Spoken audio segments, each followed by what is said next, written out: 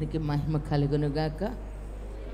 ఈ independence day సందర్భంగా 78వ స్వాతంత్ర దినోత్సవాన్ని పురస్కరించుకొని భారతదేశ వ్యాప్తంగా ఈరోజు మరి దేవుడు మన దేశానికి ఇచ్చిన స్వాతంత్రత మరి జ్ఞాపకం చేసుకుంటూ దాని కొరకు ఎంతమందో ప్రయాసపడినటువంటి వారు, పోరాడినటువంటి వారు, ప్రాణాలు అర్పించినటువంటి వారు, జీవితాలను లెక్క చేయకుండా తమ ధనమును సమయాన్ని కూడా ఎంతో హెచ్చించి సామరస్యంగా మరి దేవుని యొక్క సన్నిధిని, మన దేశాన్ని, మన చట్టాన్ని, మనకున్నటువంటి రాజ్యాంగాన్ని మనమే నియమించుకునే విధంగా మరి బ్రిటిష్ వాళ్ళ ఏలుబడి కింద మనము ఉండకుండా వారి బానిసత్వపు కాడి నుంచి దేవుడు మనల్ని కాపాడునట్లుగా ఈరోజు ప్రతి స్థలంలో కూడా మన జాతీయ పతాకాన్ని ఎగరవేస్తూ ఎంతోమంది వారి జీవితాలను, త్యాగశీలులైనటువంటి వారి జ్ఞాపకాలను స్మరణకు తెచ్చుకునేటువంటి ఈరోజు మనం కూడా మన భారతదేశంలో మనం పుట్టాము కనుక మనము పుట్టిన ఈ గడ్డను బట్టి మనం కూడా దేవుణ్ణి స్తుతించే విధంగా ఉండాలి, దేవుణ్ణి ఘనపరిచే విధంగా ఉండాలి. ఎందుకంటే ఒకప్పుడు మనకి ఈ విధమైనటువంటి స్వేచ్ఛ లేదు. బానిసత్వం క్రింద ఉన్నప్పుడు ఒకరు ఏది చెప్తే అదే మనం చేయాలి కదా. కూర్చోమంటే కూర్చోవాలి, లేవమంటే లేవాలి, తినమంటే తినాలి, ఏది చేయమంటే అది చేయాలి. వాళ్ళ అనుమతి లేకుండా మనం ఏది చేసేదానికి లేదు. మన మీద మనమే ఒక నిర్ణయం తీసుకునేదానికి అవకాశాలు లేవు ప్రియులారా. ఎన్నో మూఢ నమ్మకాలు, మూఢ సిద్ధాంతాలు మధ్య ప్రజలు అమాయకులైనటువంటి వారి జీవితాలు ఎన్నో బలైపోయినాయి. ఈరోజు స్వాతంత్రతగా మనము స్వేచ్ఛగా మనం కోరిన తిండి, మనకిష్టమైనటువంటి దాన్ని మనము కలిగి మనసుకు నచ్చింది, ఇదిగో నా ఇష్టం ఇది అని చెప్పుకోగలిగినట్లుగా దేవుడు మన దేశానికి స్వాతంత్రతని ఇచ్చాడు. అందుని బట్టి చప్పట్లు కొట్టి దేవుని కనపరుద్దామా. Praise the lord. Hallelujah, hallelujah. ఎందుకంటే దేవుడు ఎంతైనా నమ్మదగినటువంటి వాడు కనుకనే ఆయన నామమును బట్టి మనము ఈరోజు మరొక స్వాతంత్రత ఉంది. దేశానికి స్వాతంత్రత వచ్చింది కానీ మనిషికి నిజమైనటువంటి స్వాతంత్రత, అది బైబిల్లో ఉన్నటువంటి స్వాతంత్రతను గురించి మీతో చెప్పేదానికి నేను ఇష్టపడుతూ ఉన్నాను. ఎందుకంటే లోకంలో మన దేశానికి వచ్చిన స్వాతంత్రతలో మనం ఎంత స్వేచ్ఛగానో మనం బ్రతుకుతూ ఉన్నాం. మన ఇష్టానికి అనుకూలంగా మన యొక్క ప్రవర్తనని మార్చుకుంటూ ఉన్నాం కదా. మన మీద ఒకరి అజమాయిషి లేకుండా మనం బ్రతుకుతూ ఉన్నప్పుడు మరి ఈరోజు బైబిల్లో ఉన్నటువంటి స్వాతంత్రతను గురించి మీకు చెప్పాలనుకుంటున్నాను. గలతీయులకు రాసిన పత్రిక 5వ అధ్యాయము 1వ వచనాన్ని చూద్దామండి. ఈ స్వాతంత్ర్యం అనుగ్రహించి క్రీస్తు మనలను స్వతంత్రులుగా చేసి ఉన్నాడు. కాబట్టి మీరు స్థిరముగా నిలిచి మరలా దాస్యమని కాడి క్రింద చిక్కు కొనకుడి. చాలా చక్కని మాట ఈరోజు మనము ధ్యానం చేసుకుంటూ ఉన్నాం ప్రియులారా. ఇంతకు మీరంతా రిలాక్స్ అయ్యారా? ఏ విధమైన డిప్రెషన్ లేదు కదా? అవే జ్ఞాపకాలతో ఉన్నారా? గత కాలపు జ్ఞాపకాల మధ్య ఉంటే ఇప్పుడు మనం చెప్పుకునేవి మీకు జ్ఞాపకంలో ఉండవు. కాబట్టి అది ఒక కళ కదా. కనుక అది గతించిపోయింది. మనందరం సేఫ్ అయ్యాం కదా. సేఫ్ అయ్యామా లేదా? అందరూ సేవ్ అయ్యాం కాబట్టి ఏమి ఇబ్బంది పడాల్సిన అవసరం లేదు. లేదంటే ఈరోజు ఎలాంటి విషాద ఛాయలు మన మధ్యలో ఉండేవి. కానీ దేవుడు అలా కాకుండా ఆయన సన్నిధికి వచ్చిన కారణం గుండానే ఏమండి కృపలో మనమందరము కాపాడబడ్డాం. మిమ్మల్ని బట్టి మేము కూడా ఈరోజు చూసి సంతోషించినట్లుగా దేవుడు ఇటు ఘనమైన కార్యాన్ని జరిగించిన యేసయ్యకి చప్పట్లు కొట్టి దేవుడిని స్తుతిద్దామా. అందుకనే మీ పక్క వాళ్ళకి కూడా షేక్ హ్యాండ్ ఇచ్చి హ్యాపీ ఇండిపెండెన్స్ డే అని చెప్పుకోండి. ఏంది, ఏం పిండో ఏం కావాలన్నా, ఏమి డేనో ఏంటో అని అంటారా? ఏమి హ్యాపీ అమ్మా, ఏమి హ్యాపీ, హృదయం ద్రవించిపోతుంది అని అంటారా? ఏది జరగలేదు కాబట్టి మనందరం చక్కగా ఏమండి ఏం జరిగిందో కానీ ఎవరికి గుర్తులేదేమో కానీ శ్రీరామయ్య అందరికంటే ముందు పోయాడంట పిల్లం వేసుకొని. మీ అందరి నడక మీ తీరు చూసి పుష్పక్కకి చెప్పాడట. పుష్పక్క మాకు అక్కడ చెప్తా ఉంటే ఈ 3 రోజులు వారంలో రోజు ఏదో ఒక టైం జ్ఞాపకం వస్తారు కదా, అది మేము మీ జ్ఞాపకం వస్తాం మొత్తానికి.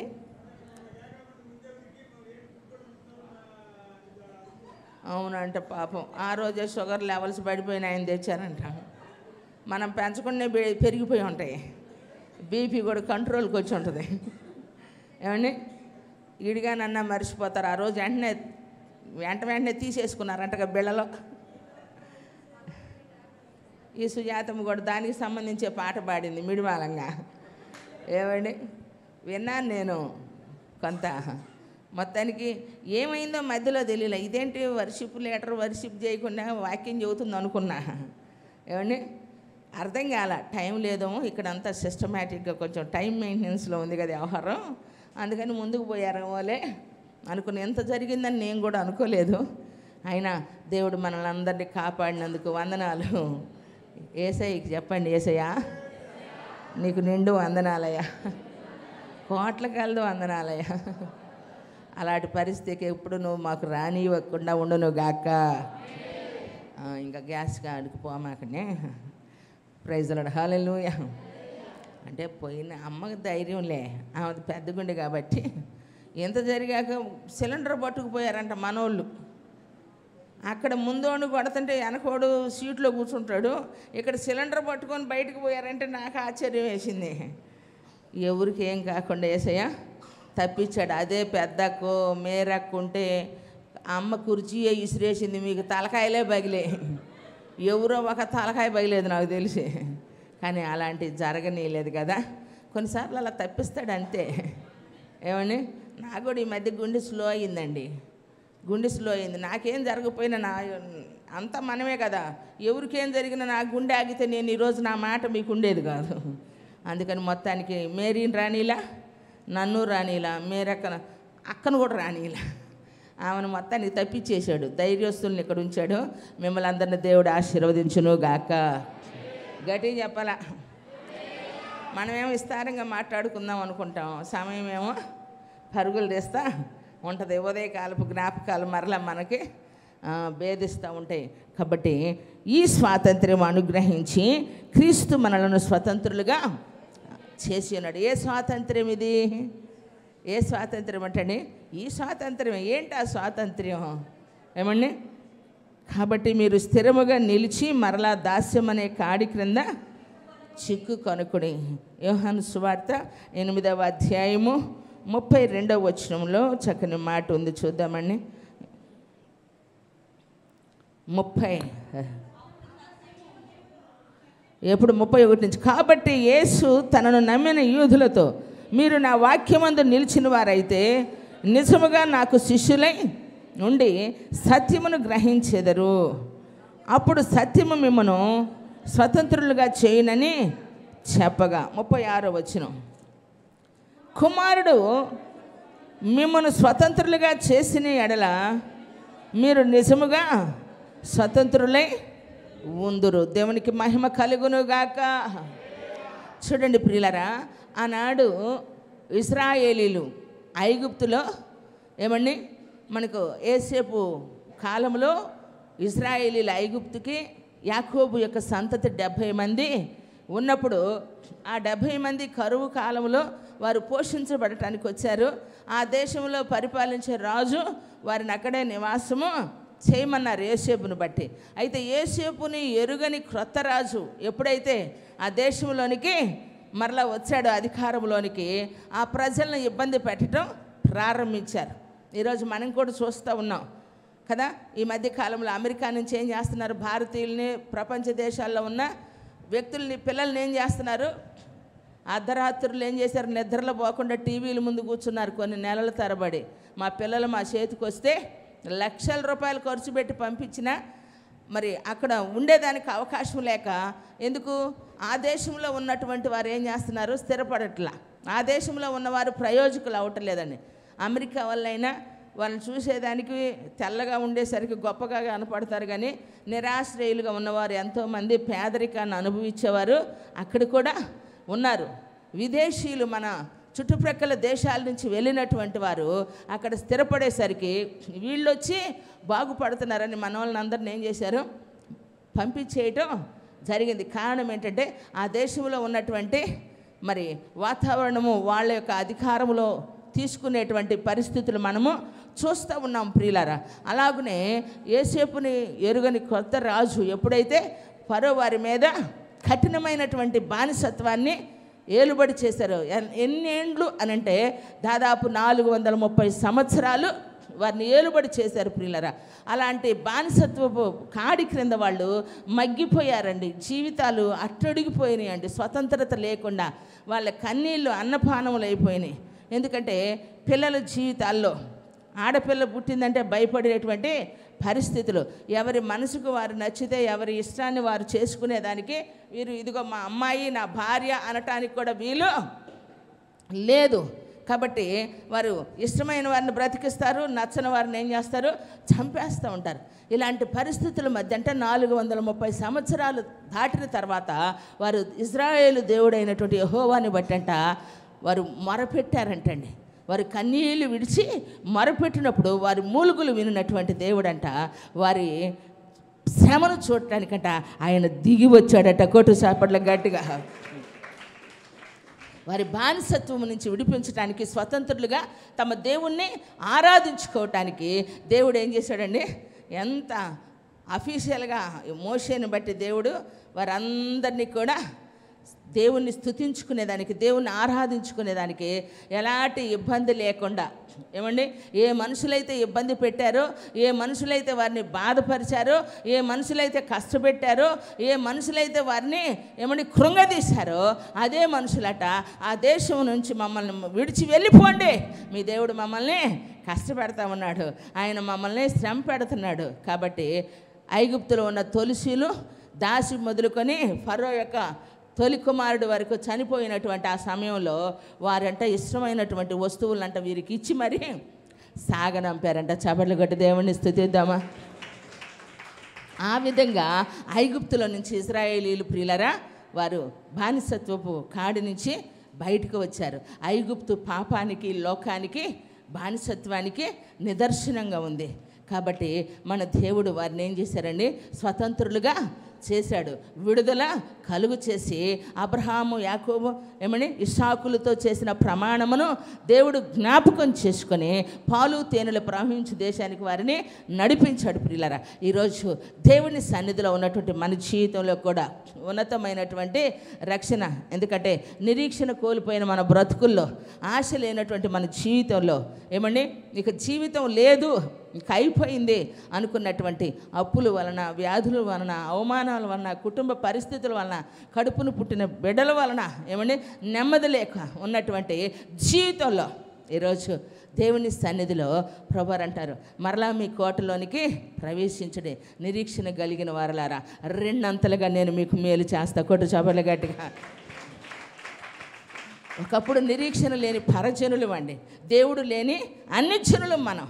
అయితే ఎప్పుడైతే దేవుణ్ణి కలిగినటువంటి వారిగా ఆయన ఎవరో మనం తెలుసుకొని, ఆనాడు ఇశ్రాయేలుని విడిపించిన దేవుడు ఈరోజు మనల్ని కూడా విడిపించేదానికి శక్తిమంతుడు, ఎంతటి కార్యమునైనా చేయుటకైనా సమర్థుడు. కాబట్టి నేనున్నటువంటి పరిస్థితిలో నన్ను కాపాడగలిగినటువంటి వాడు ఒక్కడే, ఆయనే నేను నమ్ముకున్న దేవుడు, ప్రభువైన యేసుక్రీస్తు. కొట్టు చపర్లు గట్టిగా. ప్రైజ్ ది లార్డ్, హల్లెలూయా. కాబట్టి ఆ సంగతిని ఎరిగినటువంటి వారు ఈరోజు ఎప్పుడైతే విశ్వాసమును కలిగిన వారిగా, ఏమండి ఎవరో ఒకరి ద్వారా దేవుని గురించినటువంటి మాటను బట్టి యేసునందు విశ్వాసం ఉంచుతున్నారు. ఈరోజు స్వతంత్ర దినోత్సవ సందర్భంగా ఎంతోమంది జైల్లో ఉన్న ఖైదీలను ప్రియులారా వారి యొక్క క్రమశిక్షణను బట్టి, ఎందుకంటే హంతకులుగా వారు దోషులుగా ఎంచబడినప్పటికీ ఏదో ఒక శిక్షకు వారు అర్హులుగా ఉండి జైల్లో శిక్షను మరి కొనసాగిస్తూ ఉన్నప్పుడు వాళ్ళల్లో వచ్చిన మార్పును బట్టంట ఈరోజు కొంతమందిని వారికి విడుదలని కలుగు చేస్తూ ఉంటారట. నేను ఒకటి చూశాను అన్నమాట.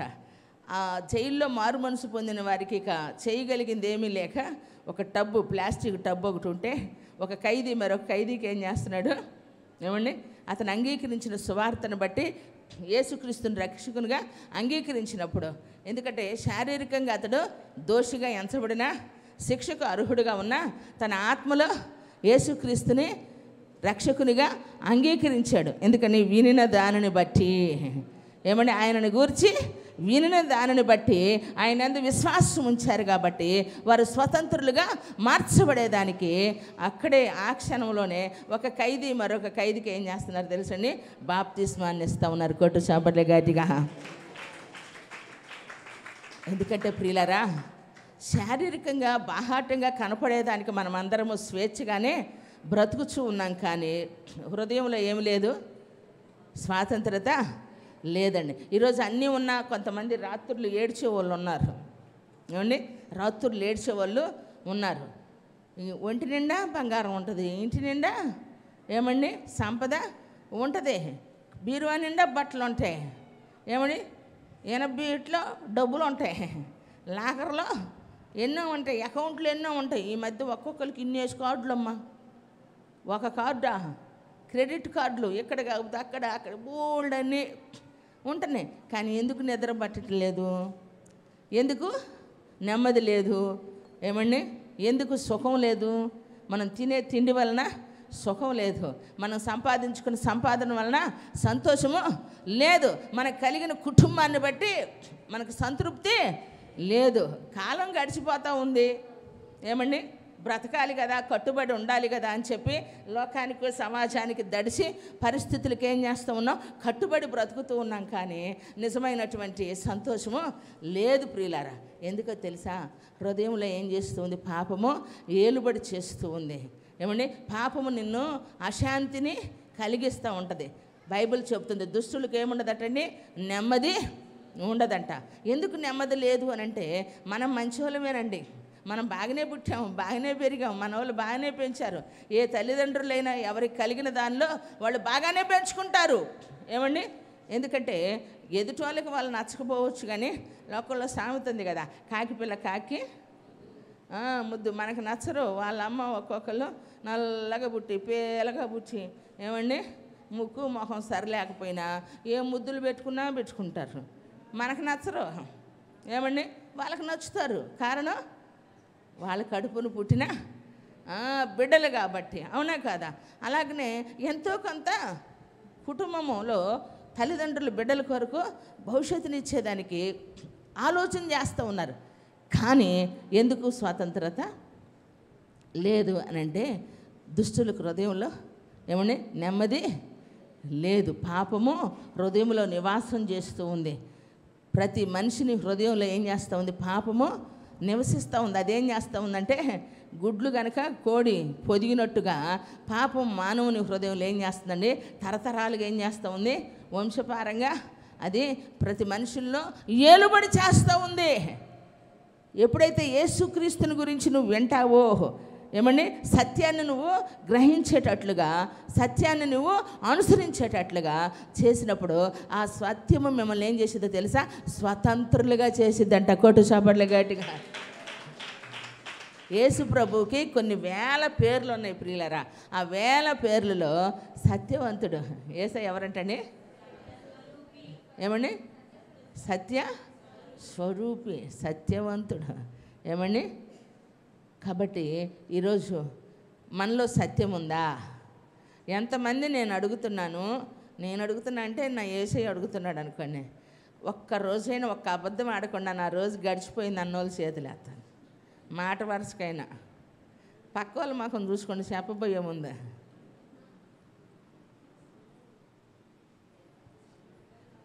ఏది చెప్పకపోయినా నువ్వు ఎక్కడికి వెళ్తున్నావో, ఎదుటి వాళ్ళకి నచ్చనప్పుడు, నీకు చెప్పాలని ఇష్టం లేనప్పుడు ఎక్కడికి వెళ్తున్నానంటే నువ్వు వెళ్ళేది ఒక చోటకైతే ఏం చెబుతావు, డీమార్ట్కి పోదామని, బయటికి ఏడదాకా పోయేద్దామని. ఏడదాకా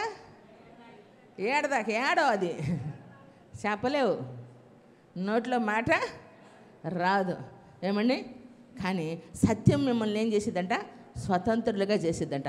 ఆ సత్యం మనలో ఉండాలంటే ఆయన గూర్చినటువంటి మనం వినినప్పుడు, అక్కడ రాయబడింది చూడండి, ఏమండి నా వాక్యమందు నిలిచిన వారైతే మీరు నాకు నిజముగా శిష్యులై ఉండి సత్యమును గ్రహించెదరు. దేని యందు నిలిచి ఉండాలంటే వాక్యమునందు నిలిచి ఉండాలట. ఈరోజు ఎంతమంది టీవీ చూసి వచ్చారు చెప్పండి? మర్యాదకు చెప్పండి, అబద్ధం ఆడకు. ఎక్కడ నిలిచారు మీరు? ఏ సమాజంలో నిలిచారు? ఇక్కడ మనం సభ్య సమాజంగా, క్రైస్తవ సమాజంగా కూడుకున్నాం. మరి ఉదయం లేచాక టీవీలు పెట్టారా లేదా? అంటే ఏం పెట్టారు? మరి సెల్లు పెట్టారా? మొన్న ఈ మధ్య ఒక పాస్టర్ గారు అన్నారు, ఏమండి, అరే నేను పబ్లిక్లో చూస్తున్నాను రా, థియేటర్లో, మీరేమో సెల్లుల్లో చూస్తున్నారు అన్నారు పాస్టర్ మీటింగ్లో. మరి ఆయనే అక్కడ ఆ మాట అన్నాడంటే మీరు చూడలేదా? చిన్నప్పటి నుంచి సినిమా హాల్కి వెళ్ళిన వాళ్ళు ఉంటారు, కానీ ఏమండి సెల్లుల్లో సినిమా చూడలేదా? చూసారు లేదా? చూడలేదా? అబద్ధాలు ఆడకూడదు. ఎక్కడ నిలిచారు? నలుగురు మాట్లాడుకునే కాడ నిలిచారా లేదా? ఏమండి ఎవరన్నా మనకు రాగూడని వ్యక్తులు, కనబడని వ్యక్తులు ఎవరైనా కనపడ్డారు అనుకోండి, వాళ్ళు ఏం చెప్పుకుంటున్నారు, ఎందుకు వచ్చారోనని గమనిస్తామా లేదా? చెప్పుకుంటామా లేదా? కానీ బైబిల్ ఏం చెప్తుంది? దుష్టుల ఆలోచన చొప్పున నడవక, పాపుల మార్గమున నిలువక, అపహాసకులు కూర్చుండు చోటున. మరి నిలవక, కూర్చుండక, ఏమండి నడవక మరి ఏం చేయాలమ్మా? యెహోవా ధర్మశాస్త్రమును ఆనందించుతూ దివారాత్రులు దాన్ని ధ్యానించువాడు ధన్యుడు. కొట్టు, గట్టి కొట్టు. దేనిని ధ్యానించాలట? దేనిని ధ్యానించాలంటే యెహోవా ధర్మశాస్త్రమును ధ్యానించాలటండి.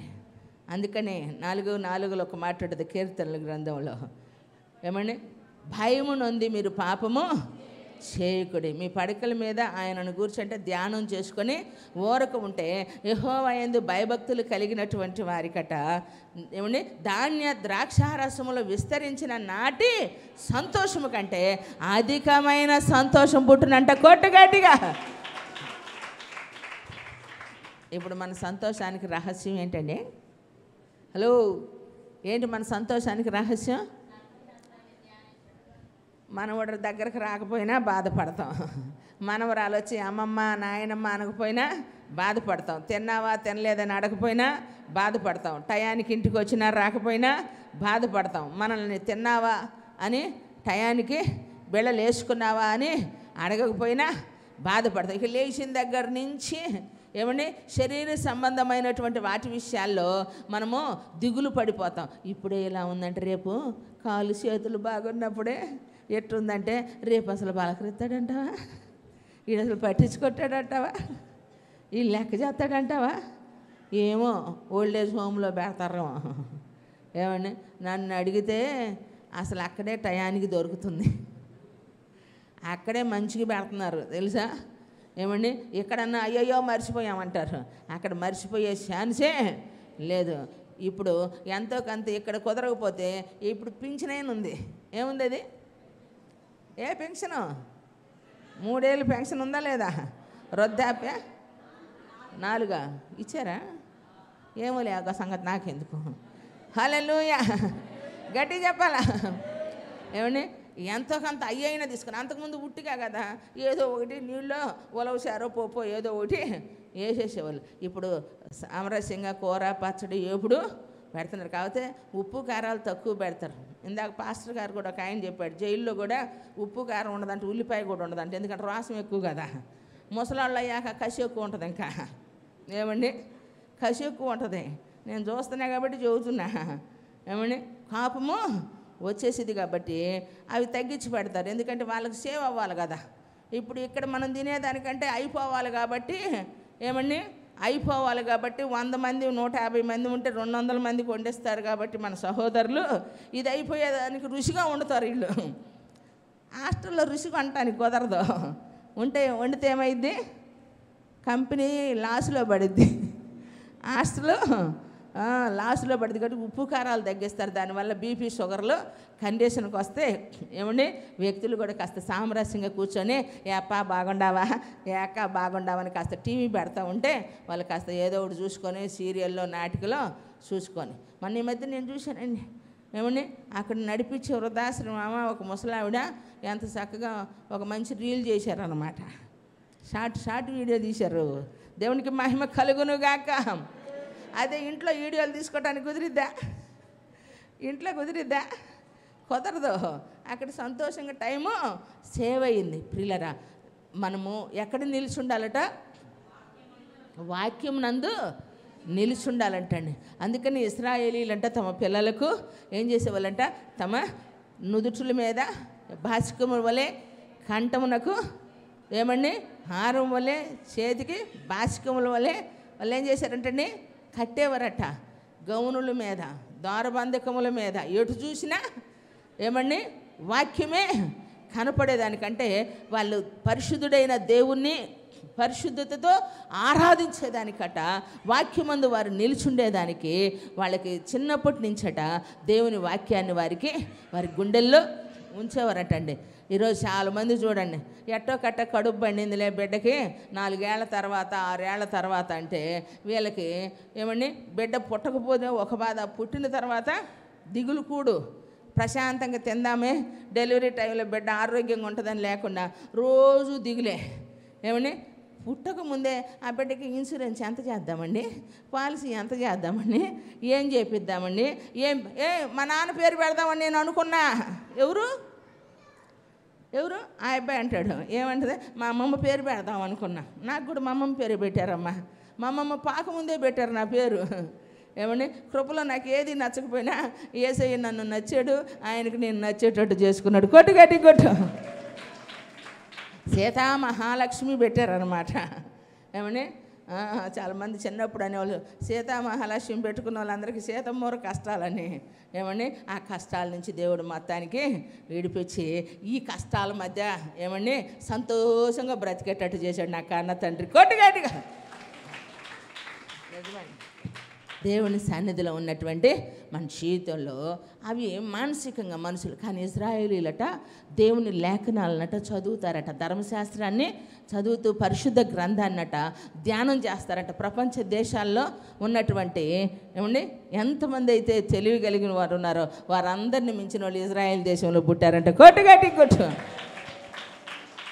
జనాభా కొద్దిగా ఏమండి గంపుడు పిల్లలు కాదు, కొద్దిమంది ఉన్న ఏమండి పవర్ఫుల్ అన్నమాట.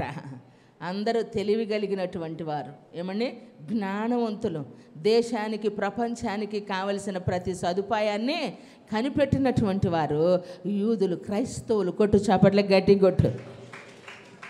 ఈరోజు నువ్వు ఈ దేశంలో ఉన్నా ఏ దేశంలో ఉన్నా, ప్రాంతం ఏదైనా, భాష వేరైనా సరే, మనుషులు ఎలా ఉన్నా, పరిస్థితులు ఎలా ఉన్నప్పటికీ పరిస్థితుల మధ్య దేవుని వాక్యమందు మనం ఏం చేయాలంటే నిలిచి ఉండాలా.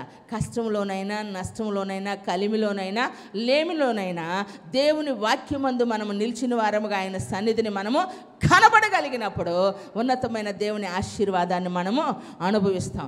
వాక్యం మన యందు నిలిచుంటే వాక్యం మనల్ని ఏం చేసిద్దంటే సత్యస్వరూపియగు ఆత్మ మనల్నంట స్వతంత్రులుగా చేసిద్దంట. కారణం వాక్యం మనలో నిలిచి ఉంటే మనం పాపమును జరిగించకుండా ఉన్నట్లుగా. ఏమండి పాపపు ఏమండి ఎక్కడెక్కడైతే ఒక మనిషిలో క్యాన్సర్ కనుక ఉన్నప్పుడు అది ఎప్పుడు ఏ నరానికి ఏ పార్టుకు పాకిద్దో తెలీదు. చెదులు కూడా ఒక చోట పుడితే అది అక్కడే పాకదు. ఏమండి చెదులు ఒక చోట మొదలైందంటే ఇక్కడ స్టార్ట్ అయ్యిద్ది, మళ్ళీ అక్కడ కనపడిద్ది, అక్కడ స్టార్ట్ అయ్యిద్ది, ఇక్కడ కనపడిద్ది. పాపం కూడా అంతే. ఒక చిన్న పాపం అనేటువంటిది మనము చేసాము అని అంటే, ఒక చిన్న తప్పు అనేటువంటిది మనము చేసామంటే దానివలన ఎన్నో రకాలైనటువంటి పర్యవసానాలు అనుభవించాల్సి వచ్చింది. గొప్ప గొప్ప మహానుభావులు ఏమండి సంసోను లాంటి వారు ఇశ్రాయేలీలకి ఏమండి తల్లి గర్భములో ఉన్నప్పుడే తన పట్ల దేవుని యొక్క ఉద్దేశం ఇశ్రాయేలీలకు నాయకుడిగా ఉండటానికి, ఫిలిష్తీయుల చేతిలో నుంచి ఇశ్రాయేల్ని విడిపించడానికి సంసోను దేవుడు ఏర్పాటు చేసుకున్నాడు. దావీదుని దేవుడు నా హృదయానుసారుడు అన్నాడు. సొలొమోనుని దేవుడు ఏం చేశాడండి? అతని వంటి జ్ఞానవంతుడట అంతకుముందైనా ఇకనైనా పుట్టేదానికి ఛాన్సే లేదు, అంతటి జ్ఞానమునిచ్చారు. కానీ సొలొమోను ఏం చేశాడు? భార్యల వలన అపవిత్రతలో, విగ్రహారాధనలో పడిపోయాడు.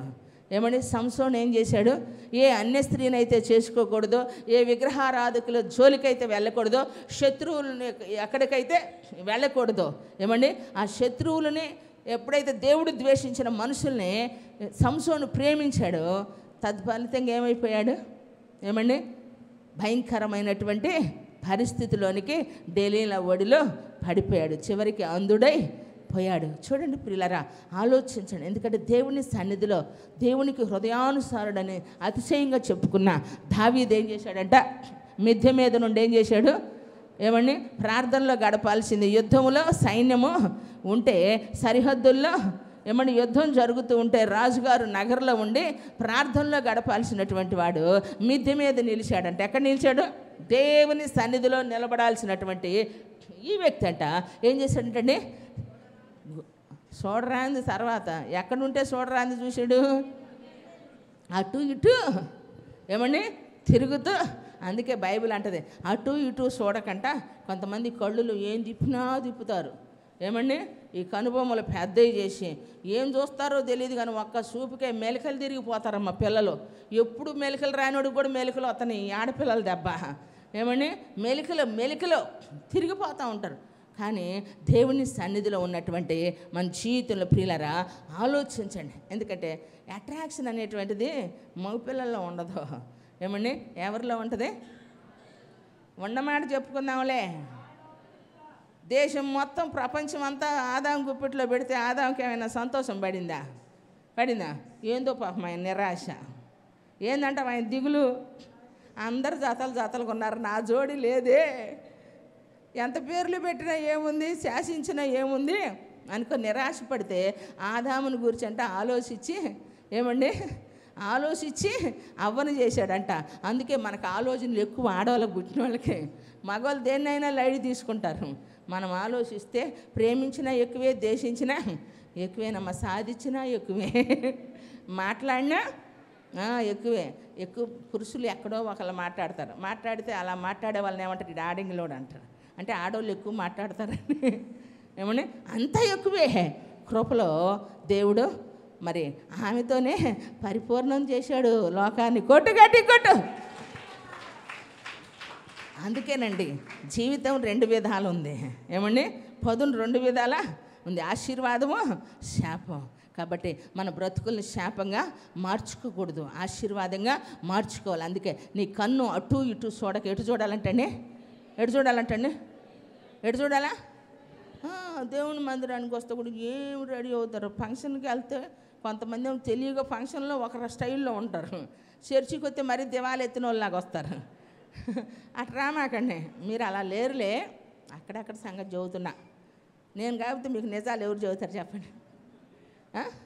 ఎందుకంటే ఇక్కడికి వచ్చేటప్పుడు మరి అంతా పోయిన వాళ్ళలాగా వస్తారు. మనల్ని అంతా పోయినట్టు ఉండమన్నాడా?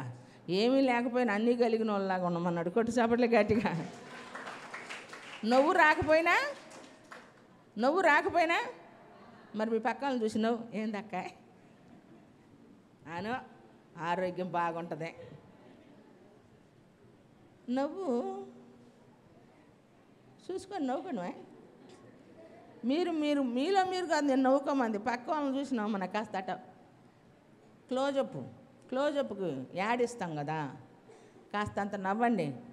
పెళ్ళిళ్ళప్పుడు నవ్వమంటే నవ్వరు, ఎట్ట పెట్టుకుంటారు. ఫోటోలు చూసి నా కన్ను ఏంది అటుపోయింది, నా మూతి ఏంది ఇటుపోయింది అంటారు. ఆ కెమెరా వాళ్ళమ్మ స్మైల్, క్లోజప్ నవ్వనే నవ్వరు. నేనేది లేకపోయినా అమ్మాయి పొల్లెట్టు పెట్టంటని వాళ్ళు పెట్టరు, నేను పెట్టమంటే వీళ్ళే నన్ను లాగుతూ ఉంటారు. ఎందుకంటే వాళ్ళ ఫోటోలు సరిగా రాకపోతే అందులో బాగా నేను కూడా ఉంటా తిట్టుకుంటారని. అక్కయ్య సరైన ఫోటోలు వాళ్ళు మాట్లాడలేదు అంటారు. ఏమని కాబట్టి దేవుని సన్నిధిలో ఉన్నటువంటి మన చేతులంట మన కన్ను అటు ఇటు ఎటు చూడాలంటేనే ఎదుటి వాళ్ళను పాపం చేయించే అంతగా, ఎదుటి వాళ్ళు పాపములో పడే అంతగా ఉండకుండా ఏమండి దేవుని సన్నిధిలోనట ఎలా ఉండాలంట? సూటిగా ఉండాలంట. మన యేసయ్య కూడా సూటిగానే మాట్లాడతాడు. కొట్టు చేపట్లే గట్టిగా. మాట్లాడా లేదా? మీ పెనిమిటి అని అంటే ఏమంటాడు? ఏమండి మా పెనిమిటి ఎంటలేడంటే నీకు ఎంతమంది పెనిమిట్లు ఉండరు? ఇప్పుడు ఉండవాడు నీ పెనిమిటి అన్నాడా లేదా? ఎక్కడ ఆరాధిస్తారు మీరు ఇప్పుడు? ఎక్కడ ఆరాధిస్తున్నారు? పర్వతం మీద ఆరాధిస్తారు. అయితే రానున్నటువంటి దినాల్లోనంట హృదయంలో ఆరాధిస్తామంట. కొట్టు చప్పట్లు గట్టిగా ప్రైజ్ ది లార్డ్, హల్లెలూయా. ఎక్కడంటే అండి ఇప్పుడు మనం ఆరాధించేది ఏమండి? హృదయంలో కొలువు తీరా ఆయన మనం ఏం చేయాలట? దేవుణ్ణి ఆరాధించాలి, మనస్ఫూర్తిగా ఆరాధించాలి. అందుకే కుళ్ళుతోనో, అసూయతోనో, కక్షతోనో, ద్వేషాల మధ్య ఏమండి హృదయంలో పాపం ఉంచుకొని ఏమండి ఇక్కడ మనం పరవశించేమో అనుకోండి, ఏమండి ఆయన ఏం చేస్తాడు తెలుసా? దేవుడు దూతలు సంచారం చేస్తాయి దేవుని ఆత్మ సంచరించేటప్పుడు కదా. అందుకే కొన్నిసార్లు సైతానికి కూడా సంగీతం అంటే బో ఇష్టమై ఆరాధించేటప్పుడు బలహీనపరిచే ఆత్మ ఉన్నటువంటి వాళ్ళలోకి వచ్చేసి సైతాన్లు కూడా ఆరాధిస్తూ ఉంటాయి కదా. అవునే కదా? నిజమండి. అప్పుడే దయ్యాలు బయటపడేది ఎందుకు అనుకున్నారు? వాళ్ళల్లో ఆ వీక్నెస్, ఆ వీక్ పాయింట్ అప్పుడు పడిపోతూ ఉంటాయి. ఎందుకు? అదే మనం ఆరాధిస్తూ ఉంటే మనలో ఆ సత్య స్వరూపయోగ ఆత్మ మనలో లేనప్పుడు సైతాన్ ఏం చేసేది? మన ఎదుటుండి ఓ చేసావులే బో, ఆరాధించావులే బో, ఎత్తనావు ప్రార్థన బో, ఏడుచావులేని ఏమండి మనల్ని వాడు ఎక్కిరిస్తాడు. మనం ఎక్కిరింతల పాలు కాకూడదు. కొట్టు చప్పట్లు గట్టిగా. లోకంలో ఎక్కిరింతల పాలయ్యి సమాజానికి ఎగుటు కొట్టి యేసయ్య దగ్గర కూడా మనము గెలవలేక సైతాన్ దగ్గర మనం ఎక్కిరింతల పాలయ్యామనుకోండి, ఏమండి మనం బ్రతకలేం. అందుకనే యేసయ్య మనల్ని ఏం చేస్తూ ఉన్నాడు? కృప చూపుతున్నాడు. దేవునికి మహిమ కలుగును గాక. ఎక్కడ నిలిచి ఉండాలంటండి మనం? ఆదివారం వస్తే ఎక్కడికి రావాలంటండి? ఎక్కడికి రావాలంట? వాక్యమందు నిలిచిన వారమై సత్యమును మనము గ్రహించినప్పుడు అంటే ఆ సత్యం మనల్ని ఏం చేసిద్దంటండి? స్వతంత్రులుగా చేసిద్ది. ఈరోజు మనం స్వాతంత్రులుగా బ్రతకాలి. నిజమైనటువంటి స్వాతంత్రత. ఏది చేయకూడదు అనుకుంటే దాన్ని చేయకుండా ఉండాలి, ఏది తినకూడదు అనుకుంటే దాన్ని తినకుండా, ఏది అనకూడదు అనుకుంటే అనకుండా ఉంటే మనము ఏమని స్వతంత్రతను కలిగిన వారమే. కానీ కొన్నిసార్లు అంటాం నేనేది చేయకూడదు అనుకుంటున్నాను అదే చేస్తున్నాను. పౌలు గారు అంతటా వాడాడని డైలాగు మనం కూడా వాడుతూ ఉంటాం. నేనేది చేయాలనుకుంటున్నాను అది చేయలేకపోతున్నాను అంటాడు ఆయన చెప్పిన సందర్భం వేరు. ఏమండి దాన్ని మనం ఏం చేస్తాం? ఏమో చూడకూడదు అనుకుంటున్నాను అక్క, చూస్తానే ఉన్నా సీరియల్లో, అదేందో కానీ అన్నీ మానేసి నా సీరియల్ మానుకోలేకపోతున్నా. మా అత్త కూడా ఉంది సాంబత్త, ఏమండి మా మేనత్త అంటే మా మేనమా భార్య, అన్నీ చూడదు. అన్నీ ఏమి ఏడ్చినా ఏడ్చిద్దండి. బలిపీఠం దగ్గర ఎంత ఏడుపో ఏడ్చిద్దమ్మా. కానీ ఒక్క సీరియల్ మాత్రం మానుకోదంట. ఆ ఒక్క సీరియల్ మాత్రం చూసిద్ది. ఆమెకు టీవీ కావాలండి. అంటే అన్నీ చేయించిన ఒకదాన్ని ఏం చేయలేకపోతున్నా, ఒకదాన్ని ఆ ఒక్కటే మనల్ని ఏమంటున్నాడు? జాగ్రత్త. ఏమండి 10 తలాంతులు మనకున్నా 10 నాణ్యాలు 10 ఆజ్ఞలకు గుర్తుగా ఉన్నాయి. ఒకటి తప్పిపోయినప్పుడు ఏం చేశారు ప్రియులరా? ఏమండి పోతే పోయిందిలే అని అనుకున్నారా? ఆ ఒక్కదాని కోసమంట దీపం వెలిగించి చీపురు తీసుకొని మంచం కింద ఊడ్చి వెతికేదాకా దాన్ని వదిలిపెట్టరంట. అలాగనే వస్తువును పోగొట్టుకుంటే వెతికేదాకా దొరికేదాకా వెతుకుతాం. అలాగనే మనలో ఏదైతే లోపంగా ఉందో దాన్ని మరలా సరిచేసుకునేదాకంట దేవుని సన్నిధిలో ఏం చేయాలంటే అలా వెతుకులాట అవసరం అంట. కొట్టు చప్పట్లే గట్టిగా ప్రైజ్ ది లార్డ్, హల్లెలూయా హల్లెలూయా. అందుకని దేవుని లేఖనాలు సెలవిస్తూ ఉన్నాయి. అపోస్తుల కార్యముల గ్రంథము 15వ అధ్యాయంలో చక్కని మాట ఉంది ప్రియులారా. చూడండి 15వ అధ్యాయము 10వ వచనం 9 నుంచి. వారి హృదయములను విశ్వాసం వలన పవిత్ర పరిచి మనకును వారికిని ఏ భేదమును కనుపరచలేదు కనుక మన పితరులైనను మనమైనను మోయలేని కాడిని శిష్యుల మెడ మీద పెట్టి మీరెందుకు దేవుని శోధించుచున్నారు? ప్రభు అయిన యేసు కృపచేత మనము రక్షణ పొందుదుమని నమ్ముచున్నాము కదా, అలాగే వారును రక్షణ పొందుదురని. కొట్టు చప్పట్లు గట్టిగా. ఏమండి దేవుడు మన మీద మోయలేని కాడిని మోపుతున్నాడా? ఏమండి వాళ్ళు మోయలేని కాడిని మోపారు. రాజుల గ్రంథాల్లో మనం చూస్తే తండ్రి కాలంలో ప్రజల మీద ఉన్న కాడి బరువులను దించితేనంట కుమారుడు కాలంలోనంట రెట్టింపు ఇనప కాడిని పెట్టారంట. అంటే మరి ఎక్కువ కఠినమైన శిక్షణకి. ఏమండి ఒక ప్రభుత్వం వస్తే కొన్ని రాయితీలు, మరొక ప్రభుత్వం వస్తే కొన్ని రాయితీలు. కొంతమంది ఏం చెప్తున్నారు, ఫ్రీ బస్ అనగానే ఏం చేస్తున్నారు, ఒక ఆమె హైదరాబాద్లో బస్సు ఎక్కిందంట. ఏమండి హైదరాబాద్లో బస్సు ఎక్కి ఇంటికి ఎంతసేపు కనపడలేదని యాడికి వెళ్ళిందా అని చెప్పి ఆలోచన చేస్తే భార్య ఫోన్ చేసిందంట. ఏమని అడగొచ్చుగా, ఏమండి మీరు ఆలోచించమాకండి, బస్సు ఎక్కానండి సరదాగా పుట్టింటికి పోదాం అనిపించింది, మా అమ్మ వాళ్ళ ఇంటికాడ ఉన్నానులే, మీరు ఆలోచించమాకండి వస్తానందంట. నేను చూశాను ఒకటి అనమాట, బస్సు ఎక్కి ఏం చేస్తామో తెలుసా, పిల్లోడు ఏడిపిస్తున్నాడంట. ఏమండి పిల్లోడు ఏడిపిస్తుంటే అన్నం పెట్టడం కోసం, అబ్బా ఎంత హెల్ప్ చేసావు. ఏమండి ఈవిడ బస్సు ఎక్కి నాన్న తిన్నాను అంటే వాడు ఊగుతూ ఉంటే ఉయ్యాలాగా ఏమండి కమ్మగా తిన్నాడట.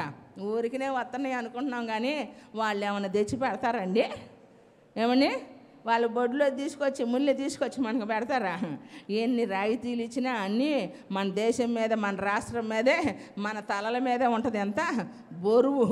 ఏమండి మనకు అప్పు లేదనుకుంటున్నాం కానీ ఏమండి ప్రభుత్వ పరంగా తలకాయకి ఎంత అని ఉంది అప్పు. నీకు తెలుసో లేదు ఆ సంగతి. అట్టా నిద్రపోకుండా ఉండమాకండి, మాట వరుస చెప్తున్నా.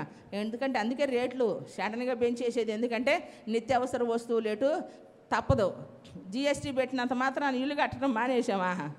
1,18 లక్షలు అంటే ఏంది? ఎన్నిలా సామాన్యమా? సామాన్యమా? 1,00,000 వస్తే 10 ఏళ్ళు ఇవ్వమంటే ఈయటానికి చచ్చిపోతాం. ఏమండి దశంభాగం ఇవ్వటానికి 18 ఏళ్ళు జిఎస్టీ కట్టాలా? ఏమండి అన్ని ఫీజులు పెరిగిపోయినాయి. వీటన్నిటిని బట్టి ఏం చేస్తాం, ఎక్కడ కోతకు వస్తామంటే ఒక చోటే కరెంటు కోసేది లేదు, అద్దె కోసేది లేదు, ఫీజులు కోసేది లేదు. ఎక్కడ కోసేస్తామంటే క్రైస్తవులమైన మనము ఇచ్చే దశంభాగం మాత్రం కోసేస్తాం. ఏం చేస్తాం అన్నీ అయిపోయి ఇక్కడ ఖర్చులు. నానిగారు నేను నిజం చెబుతున్నాను అబద్ధం చెబుతున్నాను? ప్రైజ్ లార్డ్, హల్లెలూయా. గట్టిగా చెప్పాలా? ఈ నాన్నగారు బాగా ఉండోళ్ళు కాడిచ్చి వస్తున్నాడు. ఏడిద్దామని ఇంకా పేరే పని రావట్లేదు, ఏందా అనుకుంటున్నా నేను. ఏదో ఒకరోజు కదిలించపోతాడులే అనుకున్నా, ఎదురు చూస్తున్నా. చప్పట్లు కొట్టవచ్చుగా, గట్టిగా కొట్టాలా? 2 చేతులు ఎత్తి గట్టిగా స్తోత్రం చేద్దాం. ప్రైజ్ లార్డ్, హల్లెలూయా. ఎందుకంటే దేవుని కృప ద్వారా మనకేం కలిగిందంటండి, రక్షణ. ఆయన మన మీద మోయలేని కాడి మన మీదైనా ఇతరుల మీదైనా శిష్యుల మీద మోపలేదు. రక్షణ కృపచేత మనకు కలిగింది ప్రియులారా. అందుకని దేవుని సన్నిధిలో ఉన్నటువంటి మన జీవితంలో స్వతంత్రులమైనటువంటి మనమంట ఎలా ఉంటామంటే, కొరింథీయులకు రాసినటువంటి పత్రికలో మనం చూద్దామా? కొరింథీయులకు రాసిన పత్రిక 2వ కొరింథీయులకు రాసిన పత్రిక 3వ అధ్యాయము 16 నుంచి. వారి హృదయము ప్రభు వైపునకు ఎప్పుడు తిరుగునో అప్పుడు ముసుగు తీయవేయబడను. ప్రభువే ఆత్మ. ప్రభువు యొక్క ఆత్మ ఎక్కడ ఉండునో అక్కడ స్వాతంత్ర్యం ఉండును. మనమందరము ముసుగు లేని ముఖముతో ప్రభు యొక్క మహిమను అద్దం వలె ప్రతిఫలింప చేయుచు మహిమ నుండి అధిక మహిమను పొందుచు ప్రభు ఆత్మ చేత ఆ పోలికగా మార్చబడుచున్నాం. కొట్టు, గట్టి కొట్టు. ప్రభువే ఆత్మ. ఆత్మ ఎక్కడ ఉండను అక్కడ ఎలా ఉంటామంటే ఏముంటుందంట, అక్కడ ఉంది స్వాతంత్ర్యం ఉందట. కాబట్టి దేవుని సన్నిధిలో ఉన్నటువంటి మన జీవితంలో ఉన్నతమైన దేవుని ఆశీర్వాదాన్ని అనుభవించడానికి దేవుడు మనల్ని ఏం చేశాడంటే, ఇంకొక షాట్ ఉంటుంది, ఆయన మనకు దత్తపుత్రాత్మని ఇచ్చాడు కానీ పిరికి ఆత్మని ఇయ్యలేదండి. పిరికి వారు ఏం చేస్తారు, నిద్రపోరు. పిరికి వారు ఏం చేస్తారు, అవిశ్వాసంలో పడిపోతారు. పిరికి వారు ఏం చేస్తారు, వెనుతిరుగుతారు. పిరికి వారు ఏం చేస్తారు, దేవుని కార్యాలు చూడలేరండి.